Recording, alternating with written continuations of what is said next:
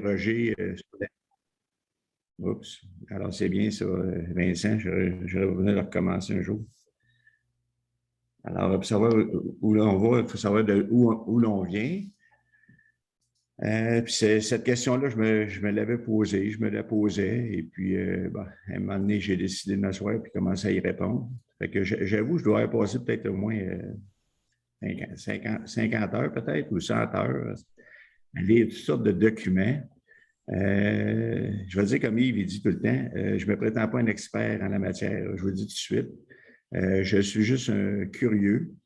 Et à titre de curieux, je me suis permis d'aller fouiller là, dans notre beau monde du web. C'est incroyable ce qu'on a sous la main sur Internet quand on veut chercher des informations. Alors, j'en ai profité. Et puis, là, j'avoue, c'est comme assez mêlé dans ma tête, mais puis je n'ai pas fait de pratique. Alors, on va partir avec le sujet.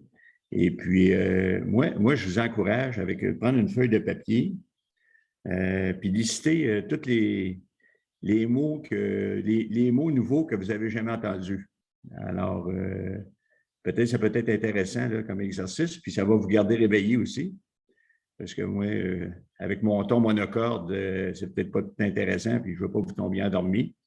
Fait que, il y a probablement un vocabulaire là, en tout cas, moi, qui ne m'était pas familier, des nouveaux mots. Là. Alors, et puis, j'aimerais ça savoir là, si on peut se les partager là, suite à cette présentation-là.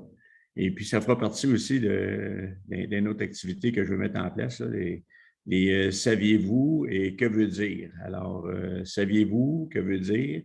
Dans l'info judo, là, la lettre qu'on soit de Judo Québec, on pourrait avoir un petit quiz ou une petite cocarde qui demande saviez-vous que ou qu'est-ce que signifie alors, on met le mot, puis après ça, on donne une réponse pour les gens. Alors, ça fait une éducation.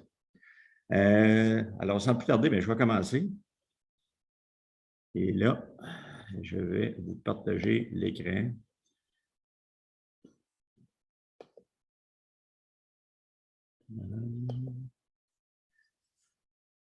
OK. Bon, alors, j'ai fait un titre historique. Alors, j'ai mis ça vraiment général. Et puis, je n'ai pas osé le mettre historique de judo, historique de l'origine des arts martiaux. J'ai appelé ça historique parce que c'est comme, je vais essayer de vous conter une histoire.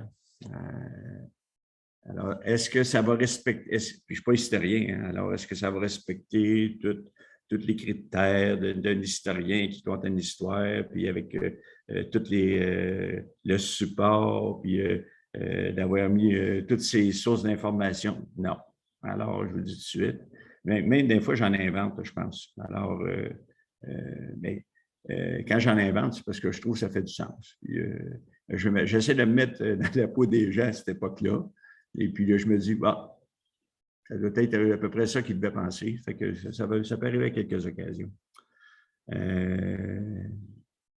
Alors, je n'ai pas la rigueur scientifique là-dedans, je vais vous dire ça tout de suite. Puis, mais par contre, ça va expliquer où c'est que je veux en venir avec ça. Bon. Alors, là, j'ai oublié de faire l'exercice de comment passer à la prochaine slide.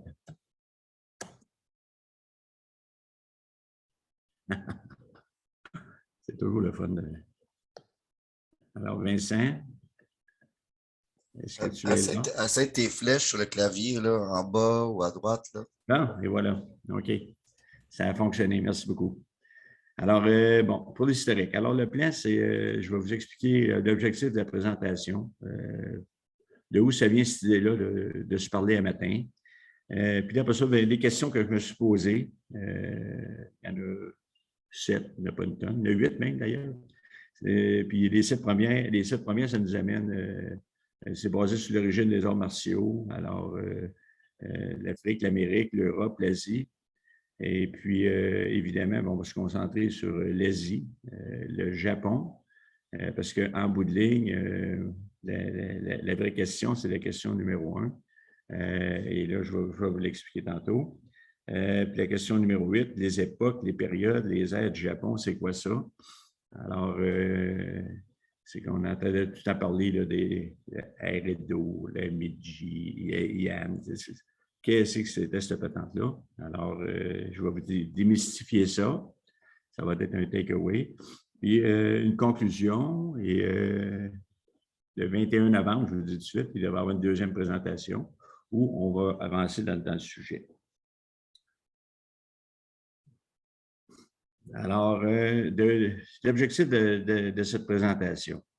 Alors, ça, c'est une réflexion que j'ai eue, ça fait plusieurs années que j'en parle un petit peu alentour de moi, aux gens de la commission, au jury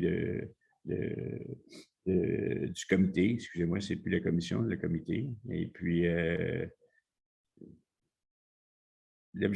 la ceinture noire, c'est-tu un objectif ultime ou le début du judo? Alors, ça, c'est une question que je me posais. Puis je me demandais tout le temps, là, on a des candidats à la ceinture noire qui se présentent. Fait que là, il y a des critères. Bon, être ceinture marron, avoir accumulé un minimum de points. Aujourd'hui, c'est être accepté par Judo Canada, rencontrer les exigences du syllabus. Puis après ça, ils se présentent devant nous et puis ils nous font 8 techniques de Tachiwaza, 8 techniques de Newaza, un randonnée d'environ 45 secondes. Puis là, ils nous présentent les 3 premières séries du Nagano Kata. Puis on s'assit, on est 3 juges, puis on dit il obtient sa ceinture noire ou il ne l'obtient pas s'il ne rencontre pas, s'il n'a pas fait un bel examen. Alors, je trouvais ça comme... ouais, à toutes les fois, c'est ça. Alors, mes grandes questions, c'est... je vois que le candidat qui est en avant de nous, bien, il y a le physique, les compétences techniques, mais là, qu'est-ce qu'il y a entre les deux oreilles? Je ne sais pas. C'est comme... puis là, je me pose la question. Est-ce que son DT, son professeur, son sensei, il a transmis les enseignements nécessaires au développement mental là, pour devenir un bon judoka? Puis après ça, bien, un bon judoka, moi, dans ma définition à moi, c'est pas celui qui fait le plus beau tayotoshi. C'est celui qui se comporte comme une bonne personne dans la société. Alors, et le but du judo, dans ma tête, c'est le grand objectif de ça, c'est de former des bonnes personnes. Alors, et là, on peut se poser la question, qu'est-ce qu'une bonne personne? Alors, moi, une bonne personne, dans ma tête, c'est quelqu'un qui a la passion pour ce qu'il fait. C'est quelqu'un qui essaie de toujours s'améliorer. Puis c'est quelqu'un qui est capable de faire grandir les autres autour de lui. Alors, si tout le monde se comporterait de même dans notre société, on aurait la plus belle société du monde. Alors, je me dis, est-ce que... Bon, je viens de répondre à ma question, former les bonnes personnes. Moi, je pense que c'est la vraie réponse. C'est le vrai but du judo. Et puis, Jigoro Kano aussi, quand il a mis ça en place, c'était vraiment son objectif aussi. Puis là, je me posais la question, est-ce que tous nos DT ont assimilé ces connaissances-là, les bonnes connaissances, pour les transmettre à leurs élèves? Alors, dans le doute, bien, j'ai dit, bien, on va se préparer une session où on va essayer de cheminer ensemble, puis de partager des connaissances appropriées qui vont permettre aux directeurs techniques, professeurs, sensei, de transmettre à leurs élèves quelque chose qui serait assez homogène. Il peut y en avoir plus, il n'y a pas de problème. Il peut y en avoir moins. Bien, si on a discuté ensemble d'un paquet de points, bien, on devrait avoir toute une même base de connaissances. Alors, voilà. Puis là, j'ai l'intention d'en faire au moins 4 présentations cette année. Et puis, l'année prochaine, bien, on verra là, si tout le monde aime ça, puis si on s'amuse à le faire, bien, tant mieux, on continuera. Alors, ça va? Ça va pour tout le monde? Alors, on peut partir. Alors, trouver des réponses à nos questions. Commençons par le début. Alors, ma première question, c'était comme, dans quel environnement Shihan Kano-Jigoro a fondé son école d'art martial appelée Kodokan Judo au mois de mai 1982? Et là, bon, alors, on part mai 1882, puis là, je dis, bien, la réponse à cette question-là, on, on, on doit la retrouver dans le passé. Et depuis que le monde est monde, bien, ça évolue. On arrive au mois de mai 1882, tu as un jeune homme de 22 ans qui est là, puis il décide, ben moi, c'est Kodokan Judo. Alors, je pense qu'à la fin de cette présentation-là, la conclusion, ça devrait donner la réponse à cette question-là. Puis évidemment, ben, une question amène d'autres questions. Fait que, on part le Kodokan Judo, un art martial. Alors, je pense qu'on est tous d'accord avec cette affirmation-là. Et puis là, ben, on décolle avec ça. Puis on dit, bon, ben, la question numéro 2, c'est comment se définit un art martial? Alors, un art. Alors, c'est qui met en lumière une habileté à faire, exécuter. Et ça a un sens esthétique. Martial, ça vient de Mars, dieu de la guerre, de la mythologie romaine, qui est relative à la guerre, au combat et à l'affrontement. Alors, quand on met ça ensemble, l'art martial, c'est une pratique visant l'apprentissage, le partage et l'application de techniques martiales dans un cadre de perfection et d'esthétique. Une dimension philosophique et spirituelle fait partie de la discipline. On recherche le développement des aptitudes physiques au combat ainsi qu'un travail sur le mental et les émotions.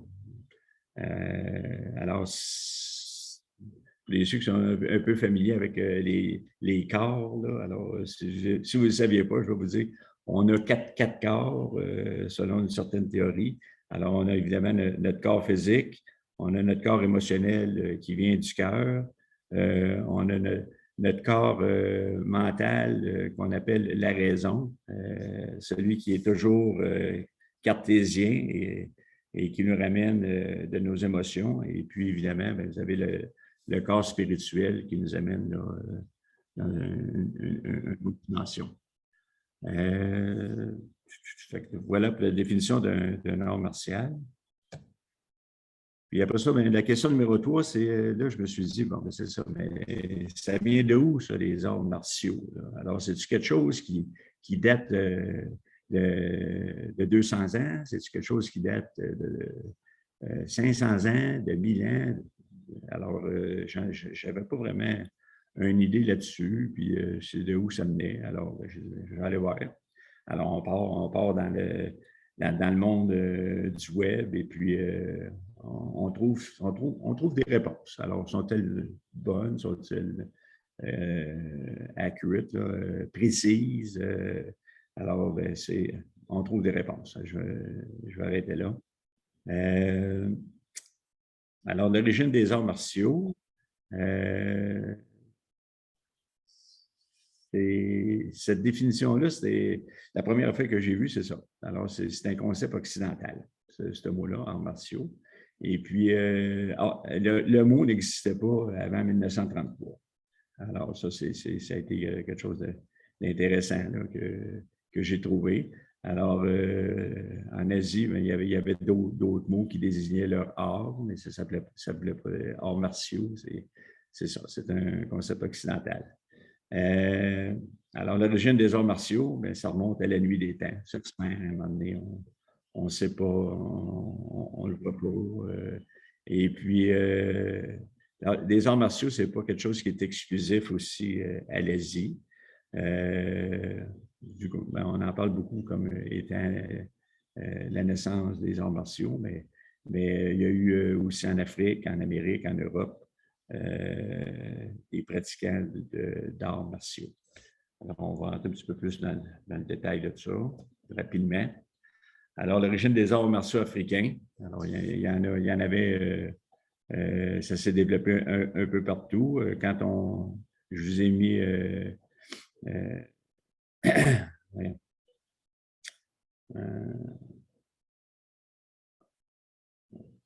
un lien, et voilà le mot. Je vous ai mis un lien qui vous amène sur un site qui explique assez bien les origines africaines des arts martiaux. Grosso modo, ben, il y en avait probablement une cinquantaine d'écoles qui ont émergé là, du continent africain. Et puis, dans cette dissertation-là, on dit avec les voyages de différentes personnes à travers le monde, c'est qu'il y a sûrement eu une influence des arts martiaux africains là, dans les arts martiaux en général et ceux de l'Asie. Les arts martiaux des Amériques. Alors, si on prend l'Amérique du Nord, bon, on peut voir les applications de ça là, dans les guerres de sécession, les guerres contre les Indiens. Si on s'en va en Amérique du Sud, évidemment, des esclaves africains qui ont amené une forme d'arts martiaux qui s'appelle capoeira, qui existe encore de nos jours. Alors, il y avait aussi en Amérique des arts martiaux. Alors, si vous voulez en connaître un peu plus, encore là, je vous mets un lien. Les arts martiaux européens, bien là, ça remonte à l'Antiquité. Alors, on parlait de lutte gréco-romaine, les gladiateurs. Un peu plus près de nous, il y a eu la chevalerie. Alors, quand on parle des arts martiaux historiques européens, alors, ça inclut l'escrime, la lutte, le bâton, les armes, d'ast. Alors, ça, c'est des gros marteaux là, qui se tapaient sur la tête et d'autres armes plus inhabituelles. Alors, on parle du fusil, la baïonnette, la faucée, une pelle de tranchée. Alors, quand on mange un coup sur la tête, une pelle de tranchée, ça fait pas du bien. Alors, on peut retrouver encore là, je vous ai mis des liens. Là, allez voir ça. Question numéro 7, l'origine des arts martiaux asiatiques. Alors, on va se concentrer sur ce sujet-là. Le Kodokan Judo, puis ses sources dans l'origine des arts martiaux asiatiques. Alors, j'ai mis des liens en rapport avec les arts martiaux américains, asiatiques. Il y a un beau mot là qui s'appelle Kalaripayat. C'est un art martial très, très, très ancien qui vient des Indes. Et vous avez le mot aussi Bodhi Arma. Alors, c'était justement un Indien qui est allé se promener en Chine. Et il s'est arrêté voir les moines Shaolin et l'origine de Kung Fu, c'est des Indes. Alors, on trouve ça là. Bodhi Arma aussi a amené une forme de bouddhisme en Chine. Et un peu plus tard, cette forme de bouddhisme-là a été amenée au Japon, mais un peu plus tard, alors probablement 5 ou 6 siècles plus tard, ça a été amené au Japon par un Japonais qui avait été se promener en Chine. Là, et puis, c'était un moine qui s'appelait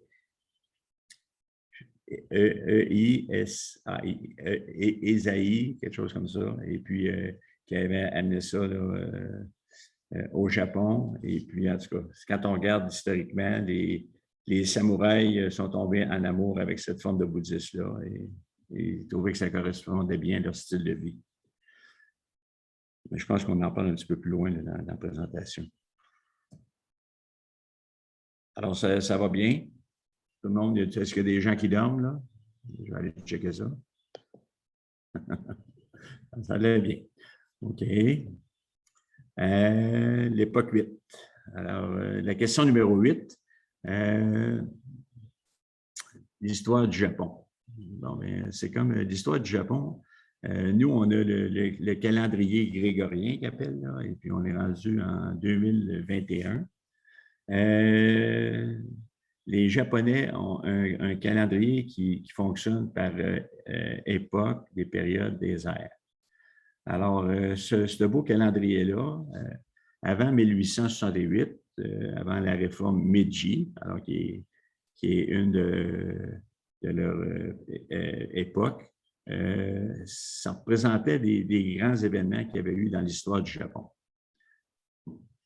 Après ça, suite à la réforme Meiji, 1868, alors on verra plus tard, ça porte le nom des empereurs. Alors, et là, à chaque fois qu'ils changent d'empereur, ça vient rajouter une époque, une période. Et puis, je pense qu'on va en parler un petit peu plus loin. Je vais avancer là-dedans, parce que sans ça, je vais tout vous dévoiler les punchs au fur et à mesure. Mais mon idée, c'est qu'à partir de chacune des époques, alors on va passer à travers chacune des époques, qui est dans le calendrier, aller jusqu'à l'ère Meiji. Et l'idée de ça, c'est de voir quand Shigeru Kano est arrivé au mois de mai 1882, puis il a fondé le Kodokan Judo, c'était dans quel environnement? Alors, on va répondre à la question numéro 1. Dans quel environnement il le faisait? Et vous allez comprendre aussi pourquoi le Kodokan Judo a été dépouillé là, de toutes les techniques qui sont dangereuses, qui pouvaient blesser ou qui pouvaient tuer. Alors, ça répond à cette question-là. Bon, alors, encore là, je vous mets des liens. Allez voir ça. Moi, c'est ceux que j'ai mis là. Puis, c'est pas juste ceux-là que j'ai vus, j'en ai vu plusieurs autres. Là, mais ça répond pas mal à cette question-là. Alors, les 16 subdivisions.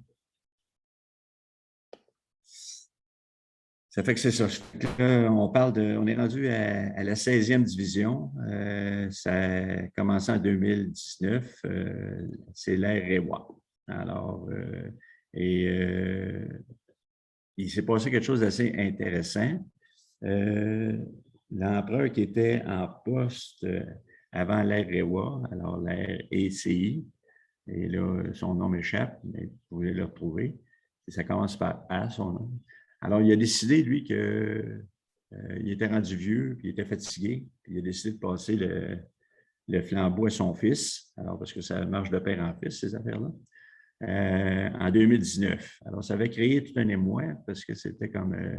et là, le premier ministre Abe a dû faire une dérogation, parce qu'un empereur, c'est empereur jusqu'à sa mort. Alors, il n'a pas le droit de démissionner comme qu'il veut. Cet empereur-là, il a convaincu son premier ministre qui était vraiment fatigué et qui était temps qu'il passe le flambeau là, à son fils. Alors, la 16e division a commencé en 2019, l'ère Reiwa. Allez, c'est comme je disais tantôt, aller avant 1868, bien, les époques correspondent à des dates où il se sont passés de grands événements. Puis à partir de 1868, à chaque fois qu'il y a un empereur qui arrive sur le trône, bien, il met en place son ère. Alors, on va passer rapidement à travers chacun des périodes, des ères, des époques du Japon pour nous permettre de mieux comprendre, encore une fois, Shigeru Kano, 1882, au mois de mai, la fondation du Judo Kodokan. Alors, bon, quand on regarde ça, qu'est-ce qui est important dans la période au monde? On a eu des chiffres, à savoir la population du Japon à cette époque-là. On parle il y a 13 000 ans. Fouille-moi comment ils ont été capables de déterminer ça, mais ils parlent de 20 à 22 000 habitants sur l'ensemble du territoire japonais. Alors, il n'y a pas beaucoup de monde sur la Terre à cette époque-là. Et puis, ben, c'est ça, c'est des cueilleurs, chasseurs, ils survivent. Probablement, l'espérance de vie dans ce temps-là, quand tu arrivais à 30 ans, tu étais comme un vieillard. Alors, c'était une vie qui était très difficile. Et puis, il n'y avait pas beaucoup de monde. Qu'est-ce qui est important aussi, il y a une date officielle au Japon, c'est la fondation le début de la monarchie japonaise. Alors, le début de la monarchie japonaise, on parle de l'année moins 660 avant Jésus-Christ. Alors, et aujourd'hui, l'empereur qui est en place fait partie de cette lignée-là. Alors, c'est quelque chose d'assez exceptionnel. C'est la plus vieille, la plus ancienne monarchie du monde. On parle de 2000, j'avais le chiffre, 2671 ans de monarchie. Et aujourd'hui, l'empereur, il s'appelle Naruhito, depuis 2019. C'est le 126e empereur de cette dynastie-là. Alors, quand on fait un petit calcul rapide, si on prend le 2600 quelques années, puis on divise par 126 empereurs, en moyenne, il restait sur le trône à peu près 21 ans. C'est quelque chose qui tient dans le sens. Qu'est-ce qui est important de retenir de ça, de ce système impérial-là? C'est l'influence et le pouvoir impérial, c'est toujours très présent dans l'histoire des arts de la guerre au Japon. Ça a été pendant plusieurs siècles, durant cette période-là, ces 2600 ans-là.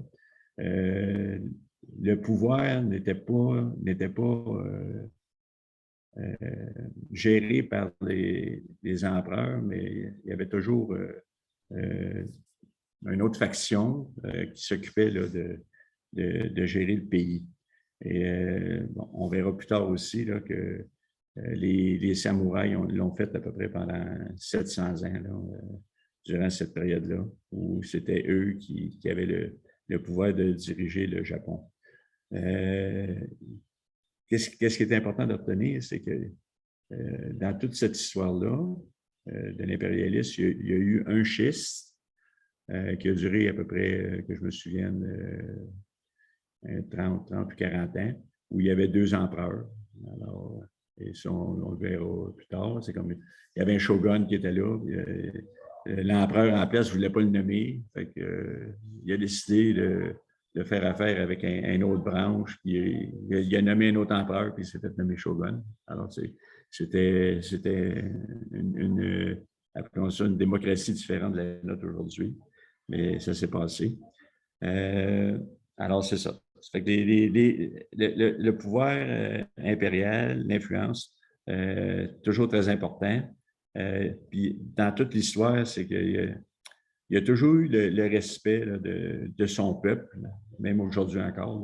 L'empereur, on le regarde aujourd'hui, l'empereur du Japon, aucun pouvoir exécutif, mais tout le monde au Japon l'adore, le respecte. C'est un peu ça. Et évidemment, quand on lit l'histoire aussi, c'est une légende. Le premier empereur est descendant là, des dieux. Alors, Amaterasu, puis son père s'appelait un autre nom un peu bizarre. Avec ça, vous allez pouvoir retrouver, là, si vous cliquez là, sur Jimmu ou Amaterasu, ça va vous amener sur le site qui en dit un peu plus. OK, après ça, vous avancez dans le temps. Edo, alors, qui est aujourd'hui la ville de Tokyo, ça apparaît vers l'an moins 300 avant Jésus-Christ. Un flux migratoire, alors ça, je ne savais pas ça non plus. C'est les Coréens qui s'installent dans la plaine du Yamato, autour de Nara. Alors, ces Coréens-là, c'est l'origine, c'est les Moumoun. Les Moumoun, oui. Alors, qui sont des ancêtres des Japonais actuels. C'est eux qui amènent la culture du riz, le travail du bronze, etc. Puis là, qu'est-ce qui est important, eux autres, ils règnent sur la partie sud du pays. Puis dans la partie nord, vous avez les Ainu qui sont là. Pour les Japonais, c'était considéré comme les barbares. C'était un peuple qui venait de la Sibérie. Ils n'ont pas les yeux bridés comme tels. il y avait un air assez hirsute. C'était assez impressionnant. Alors, les Inuits, dans l'art de la guerre encore, ont contribué à ça parce qu'ils ont eu pas mal de chicanes avec eux autres.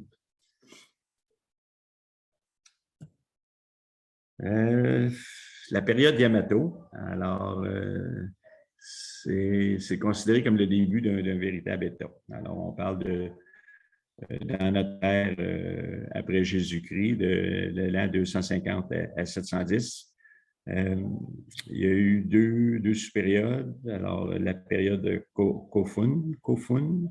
Alors, on parle d'invasion de cavaliers venus de Corée, la naissance d'une vraie société accompagnée de bases culturelles.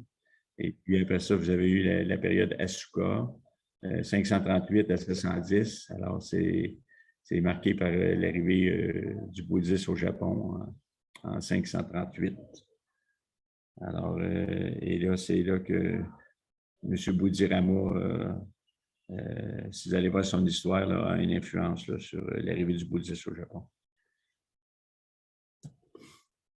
Alors, pour l'historique, ici, on voit la carte.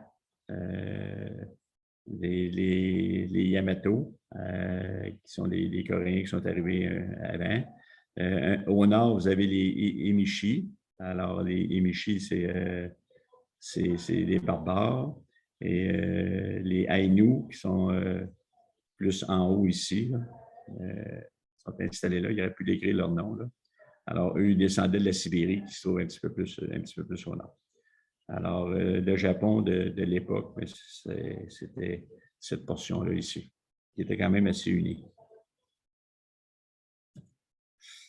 Vous avez la période Nara, alors de 710 à 794. Qu'est-ce qu'il y a d'important là-dedans? Bon. OK. Alors là, c'est là que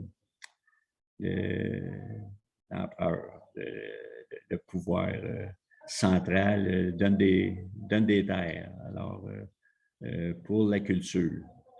Alors, là-dedans, c'est ça. Il avait fait un système pour avoir plus de rendement des terres.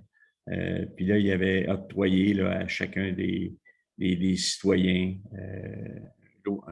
un lot de terre qu'il devait cultiver. Puis il y avait déjà, à l'époque, il y avait des castes qui avaient été mis en place. Alors, il y en avait des castes qui étaient plus hautes, il y en avait qui étaient plus basses. Ceux qui étaient plus hauts, il y avait plus de terre. Ceux qui étaient plus basses, il y avait moins de terre, évidemment. Au début, quand ils ont mis ça en place, il disait aux paysans, cultivez la terre, vous payez votre impôt dessus, mais on peut vous l'enlever quand on veut. Alors, c'était arrivé à quelques endroits. C'était comme le paysan cultivait sa terre. Quand elle était belle, le noble passait en arrière et il disait, bon, elle peut à toi, là, je te mets dehors. Alors, à un moment donné, il n'y a plus personne qui voulait cultiver la terre, ça ne donnait rien. Ça fait qu'en 723, ils ont fait un règlement qui a dit, bon, OK, on va vous les laisser pour 3 générations. Ça a eu plus ou moins de succès. Après ça, en 744, ils ont dit, excusez-moi, en 743, ils ont dit, OK, ça va devenir de façon permanente, on vous les accorde à vous pour des années. Alors, et ça a été donné probablement à ceux qui étaient proches de la cour, là, les nobles là, qui flirtaient avec la cour. Alors, ça a donné des grands domaines privés.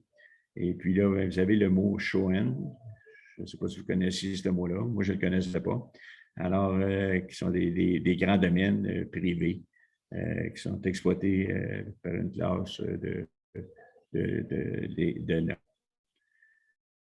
Alors, bon, il y a des mouvements des capitales, etc.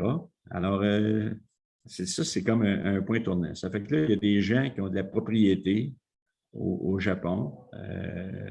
Et puis là, quand vous avez de la propriété, vous pensez à quoi? Vous pensez à la protéger. Et même, il y en a qui sont plus vite, ils pensent aller chercher des propriétés des autres. Alors, vous voyez que c'est un objet de chicane. Alors, c'est ça. Fait que là, on tombe dans la période Yan et Yan. Et puis là, c'est l'époque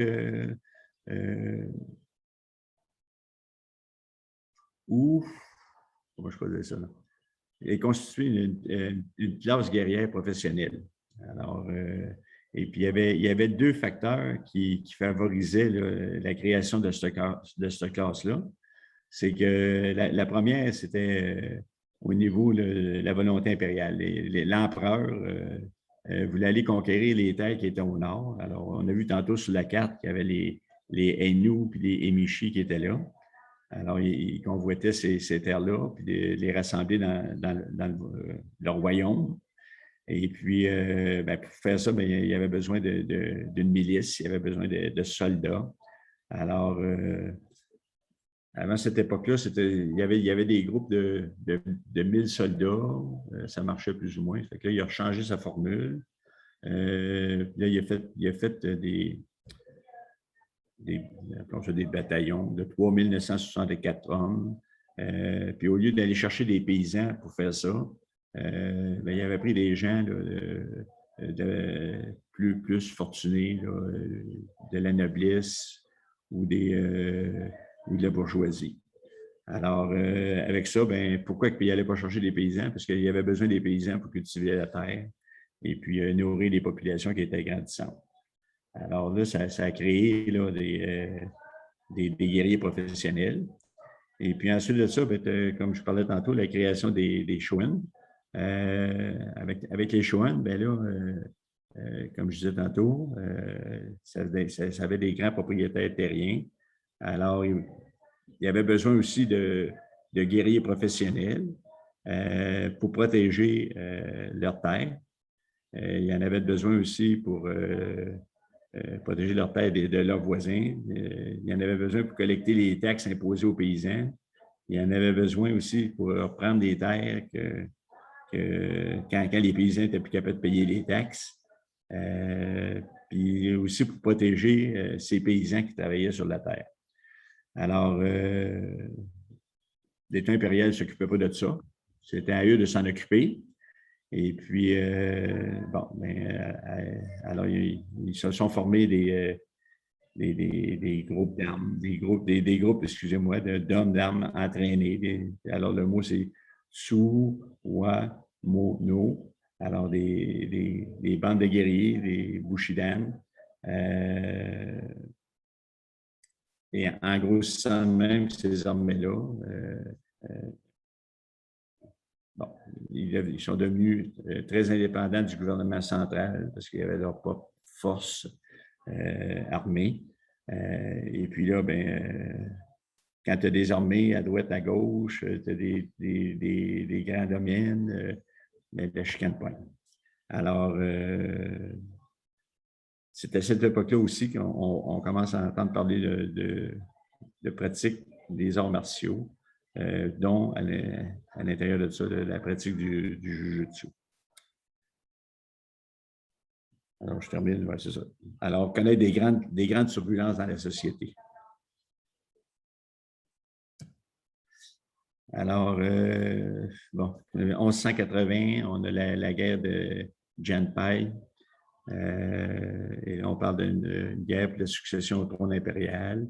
Les Minamoto, ils soutiennent un candidat différent de celui des Taira. Ils chicanent pendant 5 ans. Et là, vous pouvez imaginer que pour se chicaner, ils ont besoin des hommes. Alors, là, on parle de 1180. Il y a déjà cette classe-là de guerriers professionnels. Et là, c'est là qu'on commence à entendre parler, c'est ça, de samouraïs. Là. Alors, suite à cette guerre-là, il y a un événement important qui s'est produit. Alors, les samouraïs sont en place.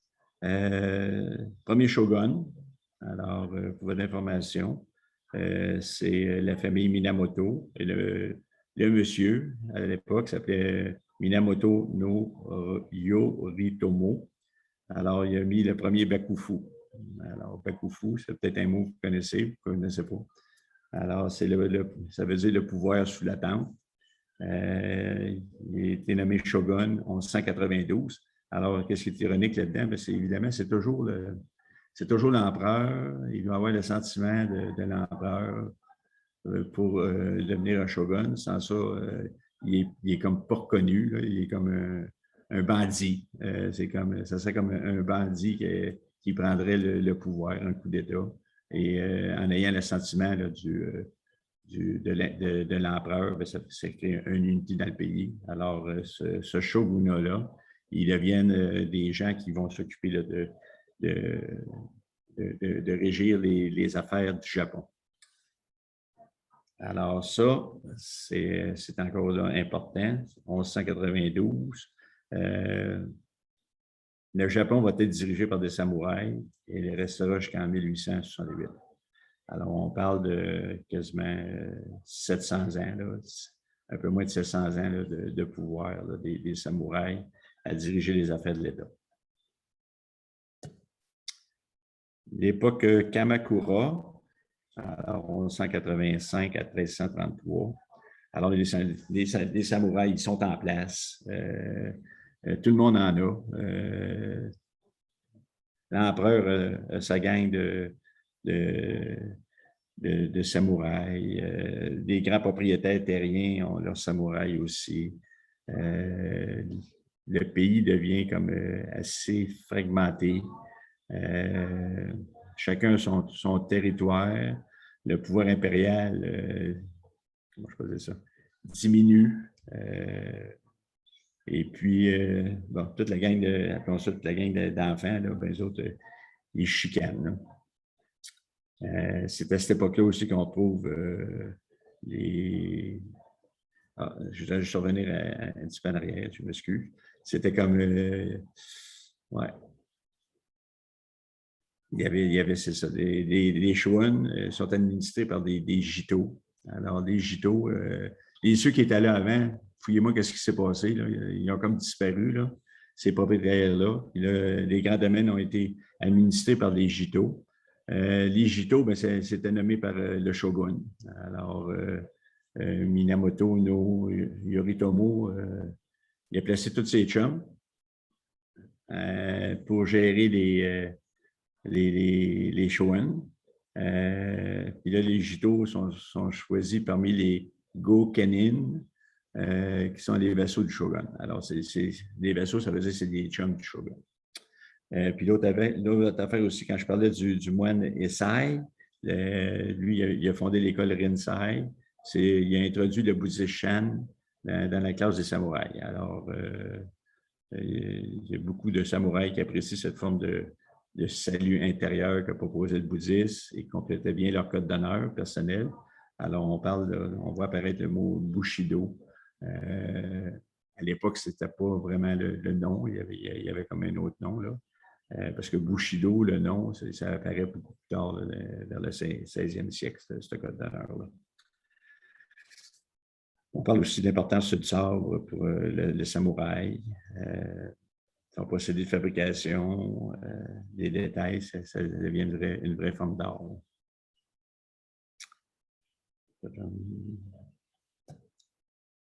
Bon, la restauration Kemu, ça a duré 3 ans, cette patente-là. Alors là, c'est comme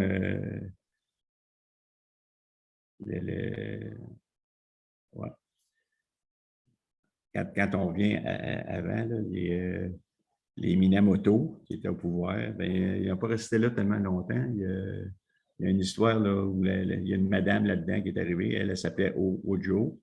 Alors, ce shogunat-là, des Minamoto, a été dirigé par le clan Ojo pendant plusieurs années.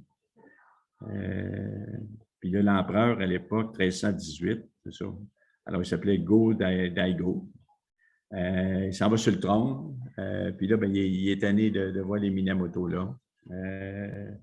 Ça fait que il dit je voudrais les enlever de là. Bon, il y a des tractations qui se font. Puis là, Il y en a un qui s'appelle Ashigaya Takoji. Il a dit, moi, je vais t'aider. Alors, il se chicane avec Minamoto, les Hojo. Et puis, finalement, un coup qu'il a gagné, ben, il se revient de bord, puis il dit à Go Daigo, ben, c'est bien de valeur. À ça, il faudrait que tu me donnes Shogun.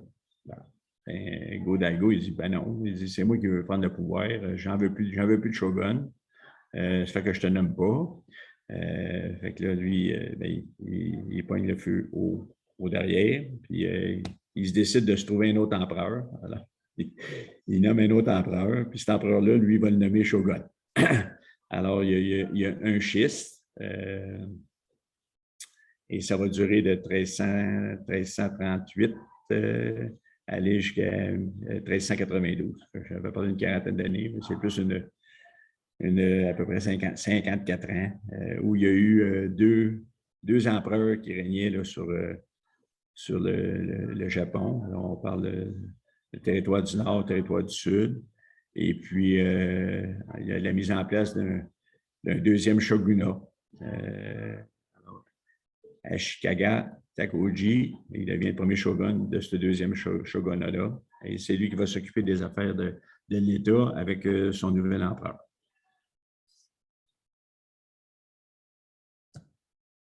Alors, suite à ça, tu as la période Muromachi. Alors, c'est là-dedans là, que ce que je viens de vous expliquer. C'est ça qui s'est passé. Ça fait qu'on parle d'une cour du Sud, du Nord.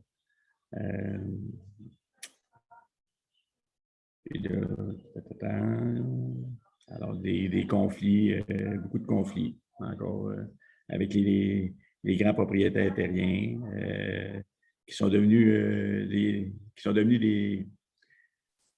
des clans, des clans de samouraïs qui deviennent des propriétaires terriens. Alors là, c'est beaucoup d'instabilité dans le pays, beaucoup de chicanes, beaucoup de guerres. Et ça, évidemment, bien, ça favorise le développement des arts martiaux. Là. Si on peut avoir un avantage à faire des guerres comme ça. Alors, dans cette période-là aussi, bien, on parle de l'ouverture de la première école de Jujutsu. Alors, le premier Jutsu Ryu fut formé par Takenouchi Izamori. On parle de 1532. Alors, il parlait de techniques utilisant le sabre, le bâton, le tanto et aussi des combats à main nue.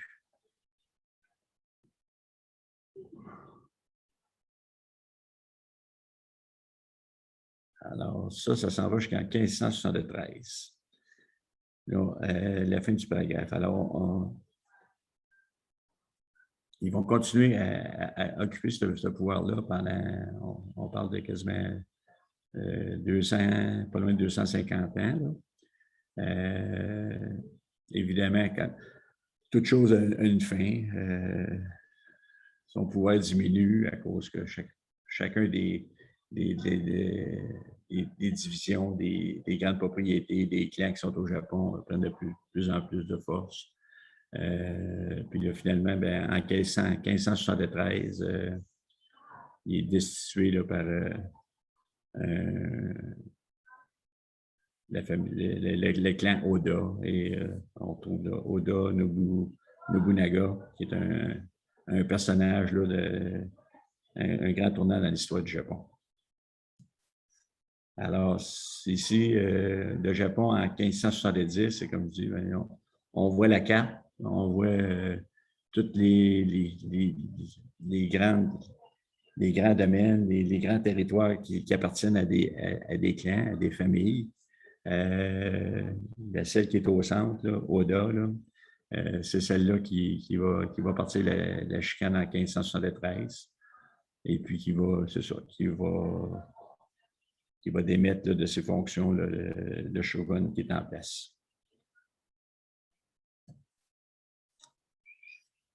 Alors, cette période de turbulence-là, de grande turbulence, là, on l'appelle la période Asushi Momoyama. Une période qui est vraiment fertile à l'évolution des arts martiaux. Alors, si vous avez regardé sur Netflix Le temps des samouraïs, les origines sanglantes du Japon, 6 épisodes, ça explique tout ce qui s'est passé dans ce temps-là. Si vous n'avez pas le temps de regarder ça, parce qu'il y en a à peu près pour 6 heures, il y a sur YouTube, il y a une présentation qui dure à peu près 15 minutes. Alors, ça résume assez bien qu'est-ce qui s'est passé. Évidemment, c'est moins détaillé là, que le temps des samouraïs, les origines sanglantes. Et puis, évidemment, c'est une petite lecture sur l'époque Azuchi Momoyama qui explique aussi qu'est-ce qui s'est passé. Mais je vais vous résumer ça dans 2 minutes. Alors, Oda Nobunaga, alors comment je peux dire ça? Tantôt, je parlais des arts martiaux pour former des bonnes personnes. Ce n'est pas tout à fait de même que ça se passait dans le temps. Là. Il était plutôt colérique, émotif. Le sable dégainait rapidement, les têtes tombaient assez rapidement aussi. Puis on voit là-dedans, dans cette histoire-là, quand vous la regardez, il y a beaucoup de monde, ça meurt beaucoup là-dedans. Là, puis il y a beaucoup de revirements, puis il y a beaucoup de, comment on appelle ça, des coups de poignard dans le dos. Là, ils se disent de quoi, mais ils font le contraire de ce qu'ils disent. Alors, de la traîtrise. Puis là, tu dis, ben voyons donc, on parle du code d'honneur des samouraïs. Ça ne devait pas s'appliquer pour ceux qui étaient en haut. C'est ça que j'ai pu comprendre. Là. Probablement, les samouraïs devaient l'appliquer, peut-être fidèles à leur maître, leur donner leur vie, etc. Mais les autres en haut, non, ça ne va pas leur marcher de même. Alors, c'est l'impression que j'ai. Alors, Oda Nobunaga, il y avait 2 de ses amis, là, Toyotomi Hideyoshi et puis Tokugawa Ieyasu. Alors, c'est grâce à ces trois grands samouraïs, qu'on pourrait dire, qui ont été capables de ramener la carte que je vous ai montrée tantôt, qui était très fragmentée avec beaucoup de clans. Ils ont été capables de réunifier le Japon. Alors, Oda Nobunaga, il est mort avant que ça n'arrive. Alors, on parle qu'il s'est fait seppuku le 21 juin 1582, fait que la chicane n'était pas poignée. Son ami Hideyoshi voulait le venger. Alors, il a poursuivi son œuvre. Alors, lui, il était capable de réunir tout le Japon. Par contre, il est décédé. Alors, et la façon qu'il est décédé, ben, j'ai compris qu'il y avait beaucoup d'amis, puis il a pogné une maladie qui l'a fait mourir avec tous ses amis, et puis après ça, ben, il a voulu que ce soit son garçon qui reprenne la relève. Mais là, le troisième chum, là, Yasu, lui, il avait d'autres visées. C'est lui qui voulait reprendre la patente. Alors, ben, il a réglé la patente. C'est comme, il a fait une grosse bataille à Sekigahara.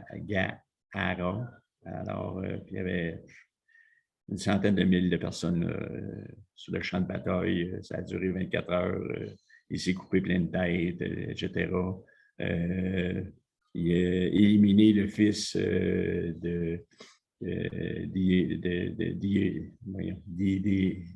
Hideyoshi, sa femme aussi. Et puis là, il n'y a pas de contrôle de la patente. Alors, lui, il a instauré le Bakufu. Alors, on parle du gouvernement sous la tente. Il est devenu le premier shogun du 3e shogunat. Et ce shogunat-là va rester en place pendant 250 ans. Alors, jusqu'en 1868. Et là, c'est le bout de l'histoire qui est assez intéressante. Alors, il y a beaucoup de samouraïs dans le pays. Ça représente, je me souviens d'avoir lu le chiffre, mais probablement 2 à 3 de la population.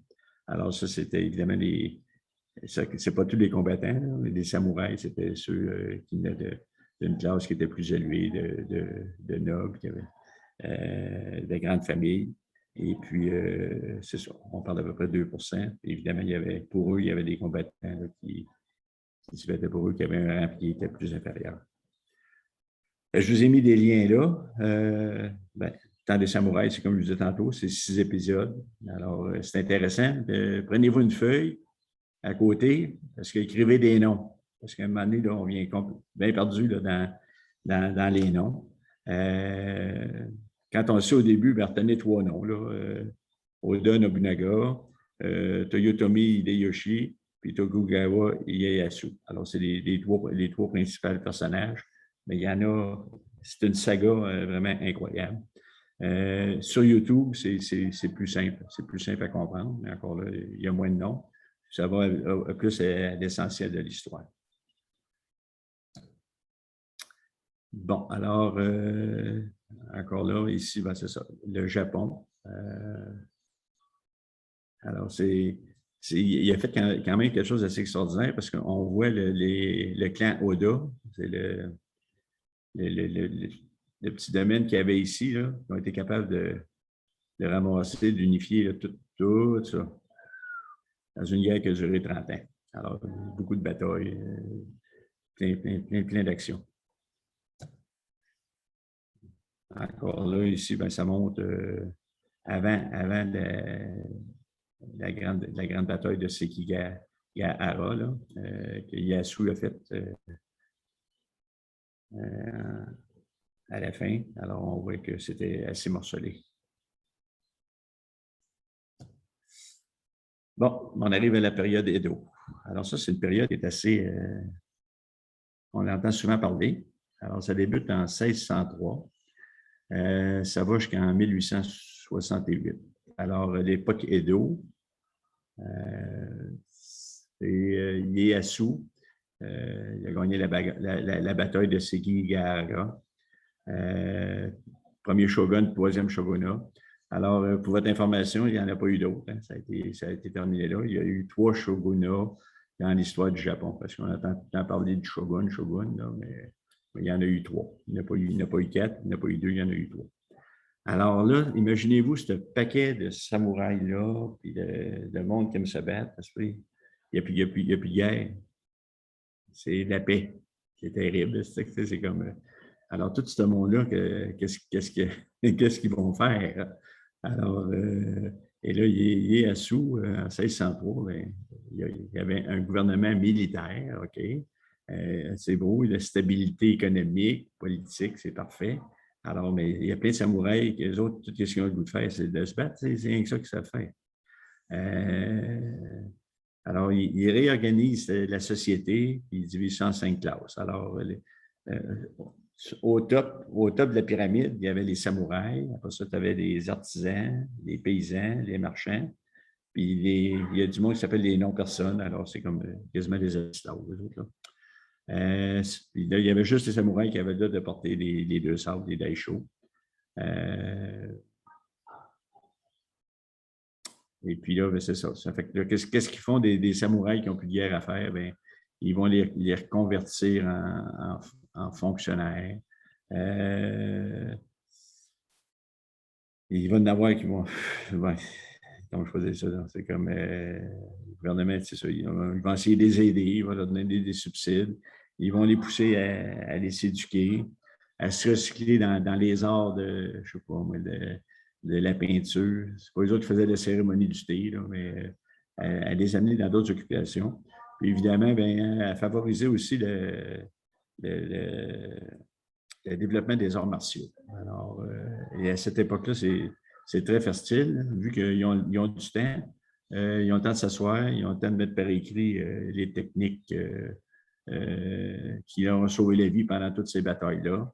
Et là, on parle là,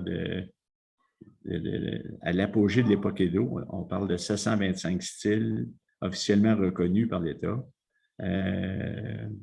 de différents arts martiaux.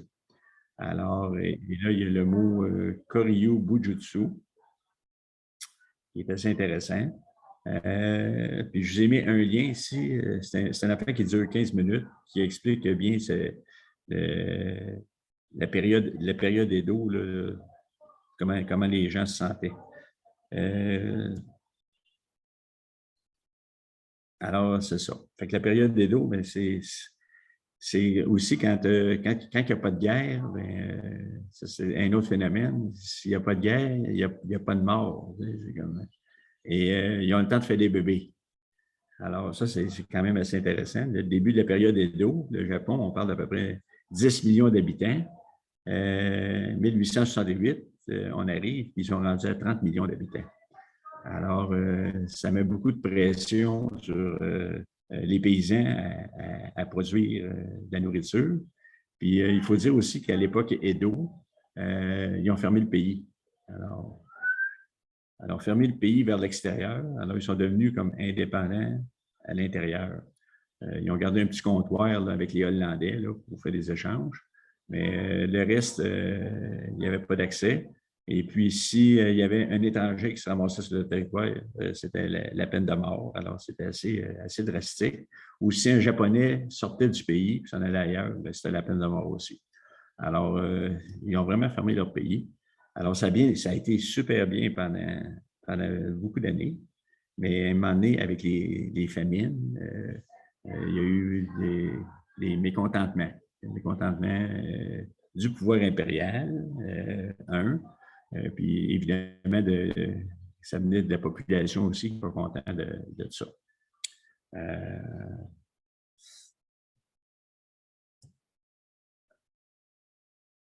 Alors, je fais un petit aparté. Alors, ici, tantôt, on avait le mot Koryu Bujutsu. Alors, c'est toutes les écoles qui ont évolué là, durant cette période-là. Avant 1868, on parlait de 725 écoles. Aujourd'hui, il y a deux organisations qui s'occupent de la préservation là, de ces arts martiaux anciens. Vous avez les noms en bas ici, là, le Nihon Kodobu Kyokai et vous avez le Nihon Kodobu Shinkokai. Si vous allez voir sur leur site, c'est comme assez intéressant. C'est comme des écoles fermées où ils enseignent encore les anciens arts martiaux avant 1868.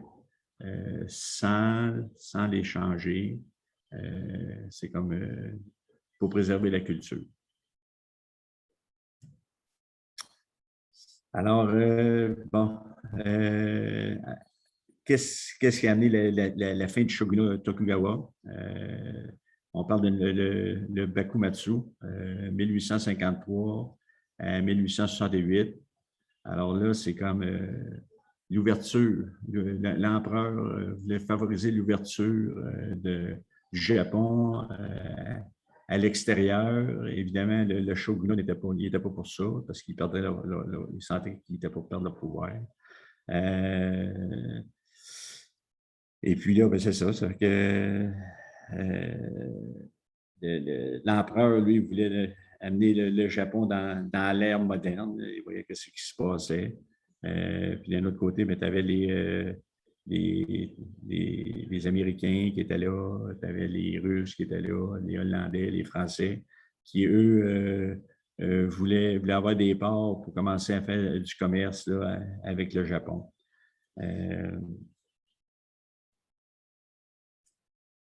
Ça fait que ça fait encore de chicane, de youpi.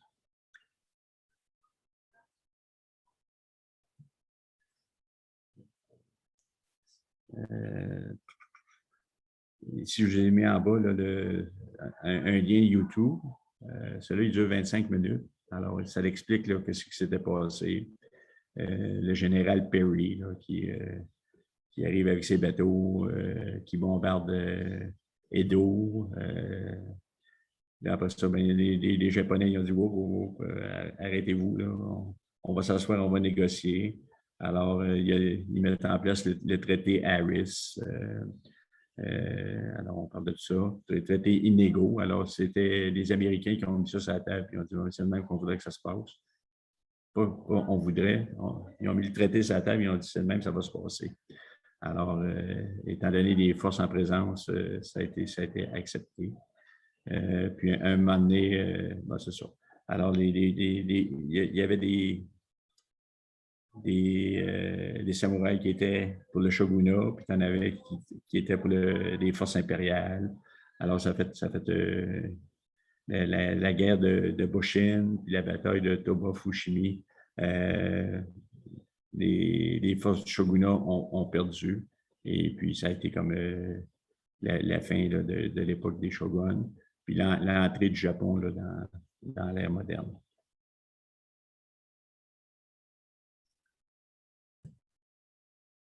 Alors, l'ère Meiji, qui commence en 1868. Alors, on parle de la fin du shogunat, la fin de l'époque des samouraïs. Alors, c'est un peu triste. Mais d'un autre côté, c'était une décision qui était importante à prendre pour le pays, de s'ouvrir sur la modernité. Et il fallait aller laisser partir cette époque-là qui était dans les ères modernes révolues, on pourrait dire.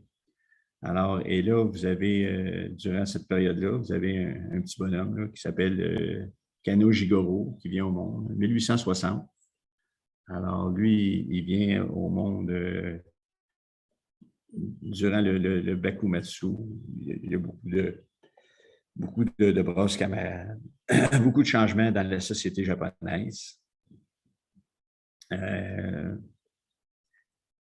Puis durant cette période-là aussi, on parle de mai 1882, c'est là qu'il a fondé le Kodokan Judo. Et quand on regarde la période qui s'est passée, vous pouvez vous imaginer que les arts martiaux, c'était pas vraiment très, très populaire à l'époque, parce qu'on parlait de la fin de l'époque des samouraïs. Et pour ceux qui ont vu le film Le Dernier Samouraï, ça vous donne une idée, là, même s'ils disent que ce n'est pas une réplique historique très, très exacte, ça donne une idée là, de la popularité là, des samouraïs à cette époque-là. Puis là, ben, vous avez un Jigoro Kano qui, à l'époque, veut partir son école.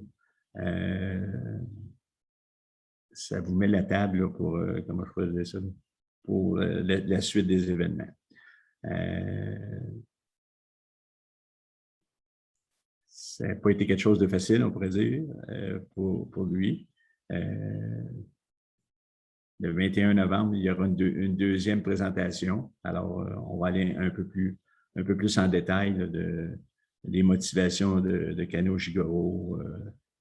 On va parler de lui, de ses caractères, de sa force de caractère aussi, de son entêtement.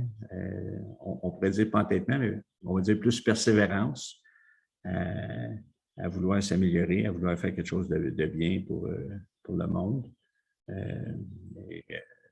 Ça sera le sujet là, de notre prochaine rencontre. Alors, je termine avec ça. Puis là, je vais tout retourner pour voir s'il y a encore du monde. Ah ben oui, il y a encore du monde, c'est le fun. Alors, ben c'est ça. Ben, je vous remercie beaucoup de votre attention. C'est couvrir beaucoup de matière j'ai dépassé mon temps de 10 minutes là, dans l'espace d'un peu plus d'une heure. J'espère que j'ai réalisé mon objectif là, de vous laisser savoir la question numéro 1, là, dans quel environnement là, Jigoro Kano fonde Kodokan Judo en 1882. Je répète encore, c'est la fin là, du shogunat, c'est la fin des samouraïs.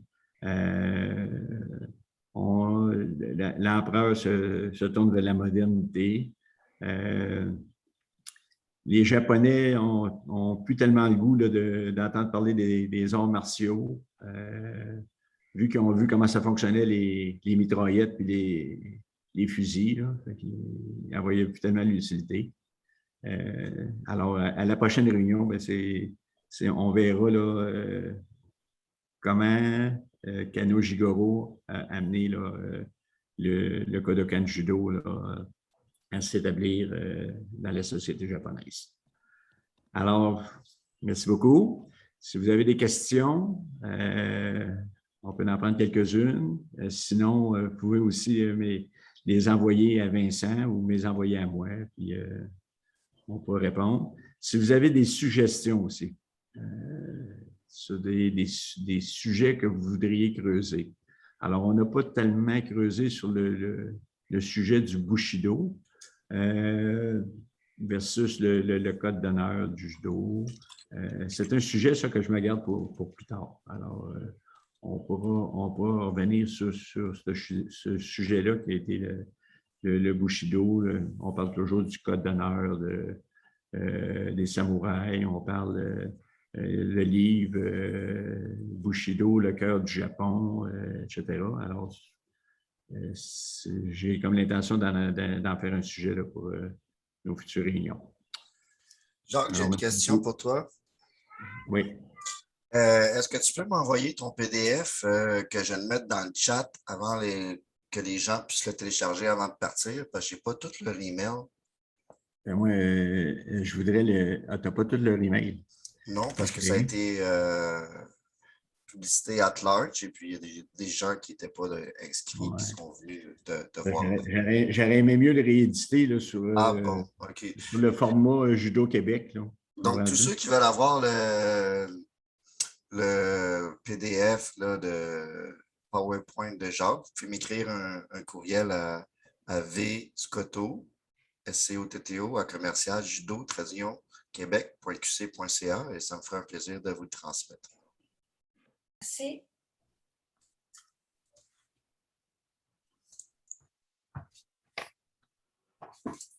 Ouais. Merci, Jacques.